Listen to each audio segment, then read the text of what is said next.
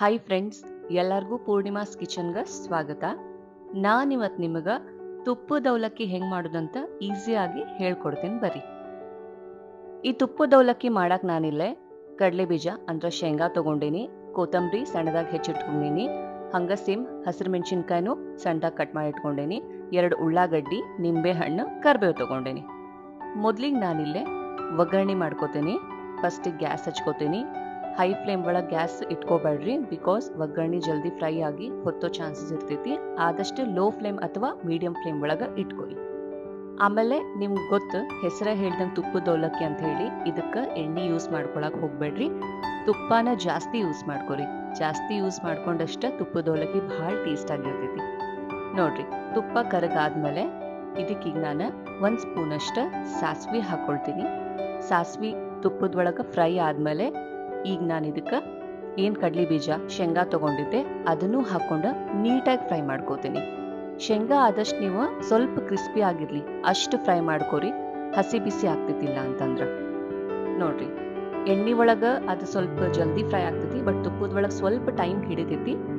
ನೋಡ್ರಿ, ಈಗ ನಮ್ದು ಶೇಂಗಾ ಕಲರ್ ಚೇಂಜ್ ಆಗೈತಿ. ಸ್ವಲ್ಪ ಲೈಟ್ ಕಂದು ಬಣ್ಣ ಬರೋಷ್ಟಾದ್ರೆ ಸಾಕು. ಈಗ ಕಡಲೆ ಬೀಜ ಫುಲ್ ಫ್ರೈ ಆಗೈತಿ. ಇದಕ್ಕೆ ನಾನು ಈಗ ಏನು ಕರಿಬೇವು ತೊಗೊಂಡಿದ್ದೆ ಅದನ್ನು ಆ್ಯಡ್ ಮಾಡ್ಕೊಂಡು ಅದ್ರ ಜೊತೆಗೆ ಹಸಿ ಮೆಣಸಿನ್ಕಾಯಿನೂ ಆ್ಯಡ್ ಮಾಡ್ಕೊಳತ್ತೇನೆ. ಆದಷ್ಟು ನೀವು ಸಣ್ಣದಾಗಿ ಹಸಿ ಮೆಣಸಿನ್ಕಾಯಿ ಕಟ್ ಮಾಡ್ಕೊರಿ. ನಾನಿಲ್ಲಿ ಮಾಡ್ಕೊಂಡೇನಲ್ಲ ಅಷ್ಟು. ನೋಡ್ರಿ, ಇದನ್ನು ಅಷ್ಟ ನೀಟಾಗಿ ಎಣ್ಣೆ ಒಳಗೆ ತುಪ್ಪದೊಳಗೆ ಫ್ರೈ ಮಾಡ್ಕೊರಿ. ಕರಿಬೇವು ಆದಷ್ಟು ಕ್ರಿಸ್ಪಿ ಆಗಿ ಬರಲಿ, ಅಂದ್ರೆ ನಿಮಗೆ ಅವಲಕ್ಕಿ ತಿನ್ನೋ ಮುಂದೆ ಮಜಾ ಅನಿಸ್ತೈತಿ.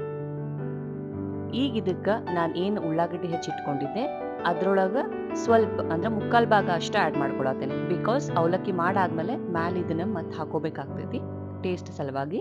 ಸೊ 1/4 ಭಾಗ ಅಷ್ಟು ನಾನು ಹಾಕೊಂಡೇನಿ.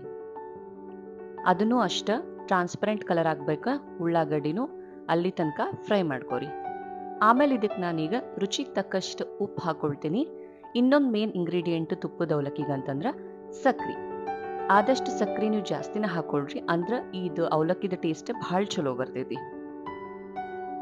ಇದು ನೀವು ಬೇಕಿದ್ರೆ ಮುಂಜಾನೆ ಟಿಫನ್ಗೂ ಮಾಡ್ಕೋಬಹುದು, ಇಲ್ಲ ಸಂಜಿಕ ಸ್ನ್ಯಾಕ್ಸಿಗೆ ಮಾಡ್ಕೋತೇನಂದ್ರೆ ಅವಾಗೂ ಮಾಡ್ಕೋಬಹುದು.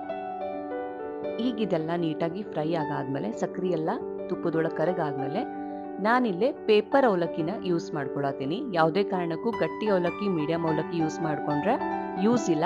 ಸೊ ಪೇಪರ್ ಅವಲಕ್ಕಿನ ಯೂಸ್ ಮಾಡ್ಕೊರಿ. ಪೇಪರ್ ಅವಲಕ್ಕಿ ಹಾಕೊಂಡ ಅದಕ್ಕೆ ನಾನು ಏನು ಕೊಬ್ಬರಿ ತುರಿದಿಟ್ಕೊಂಡಿದ್ದೆ ತೆಂಗಿನ ತುರಿ ಅದನ್ನು ಹಾಕೊಂಡ ಮೇಲೆ ಕೊತ್ತಂಬರಿ ಸೊಪ್ಪನ್ನು ಆ್ಯಡ್ ಮಾಡ್ಕೊಳತ್ತೇನೆ ಒಂದೇ ಸತಿಗೆ. ಇದನ್ನು ಅಷ್ಟ ನೀಟಾಗಿ ಒಗ್ಗರಣೆ ಒಳಗೆ ಕಲಿಸ್ಕೊರಿ. ನಿಮಗೆ ಗೊತ್ತಾಗ್ತೈತಿ ಅವಲಕ್ಕಿ ಹೆಂಗೆ ವೈಟ್ ಕಲರ್ ಆಗೈತಲ್ಲ ಈಗ, ಆಮೇಲೆ ಸ್ವಲ್ಪದ ಟ್ರಾನ್ಸ್ಪರೆಂಟ್ ಕಲರಿಗೆ ಬರ್ತೈತಿ. ತುಪ್ಪದೊಳಗೆ ಫುಲ್ ಫ್ರೈ ಆಗಿ ನಿಮಗೆ ತುಪ್ಪದ ಫ್ರಾಗ್ರೆನ್ಸ್ ಬರ್ತೈತಿ. ನೋಡಾತಿರಲ್ಲ ಕಲರ್ ಹೆಂಗೆ ಚೇಂಜ್ ಆಗೈತೆ ಅಂತ ಹೇಳಿ. ಇಷ್ಟು ಕಲರ್ ಚೇಂಜ್ ಆದ್ರೆ ಸಾಕು. ನಾನಿಲ್ಲೇ ಸ್ವಲ್ಪ ನಿಂಬೆ ಹಣ್ಣಿನ ರಸನೂ ಮೇಲೆ ಹಾಕೊಳತೀನಿ.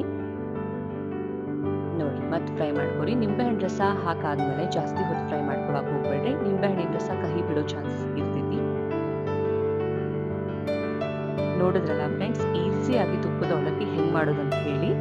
ನಿಮಗೆ ಗೊತ್ತಿದೆ, ಧಾರವಾಡ ಹುಬ್ಬಳ್ಳಿ ಕಡೆ ಅಂತೂ ಇದು ಬಹಳ ಸ್ಪೆಷಲ್ ರೆಸಿಪಿ ಅಂತಾನೆ ಹೇಳ್ಬೋದು. ನೀವು ಮನೆ ಒಳಗೆ ಒಂದ್ಸತಿ ಟ್ರೈ ಮಾಡ್ರಿ. ಟೇಸ್ಟ್ ಹೆಂಗಿತ್ತಂತ ಹೇಳಿ ಕಮೆಂಟ್ ಒಳಗೆ ತಿಳಿಸ್ರಿ. ಹಂಗ ಯಾರೆಲ್ಲ ನನ್ನ ಚಾನಲ್ನ ಇನ್ನು ಸಬ್ಸ್ಕ್ರೈಬ್ ಮಾಡಿಲ್ಲ ಸಬ್ಸ್ಕ್ರೈಬ್ ಮಾಡ್ಕೊರಿ. ನಿಮ್ಮ ಫ್ರೆಂಡ್ಸಿಗೂ ಶೇರ್ ಮಾಡ್ರಿ. ಹಂಗ ಲೈಕ್ ಮಾಡೋದು ಮರಿಬೇಡ್ರಿ. Thank you.